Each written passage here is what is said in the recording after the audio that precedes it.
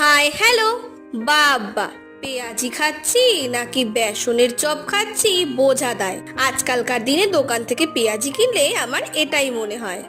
আমরা সবাই জানি যে পেঁয়াজ কিন্তু একটুতেই অনেকটা নরম হয়ে যায়, যার জন্য জানো তো বাইরের রাজ্যে যখন পেঁয়াজের চপ তৈরি করে তার মধ্যে কিন্তু কিছুটা আলুও দিয়ে দেয়।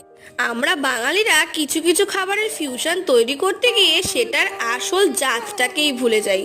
মানে এই ধরো, আজকে যেমন পেঁয়াজির কথা বলছি, পেঁয়াজির মধ্যে পেঁয়াজ কম থাকে আর বেসন বেশি থাকে।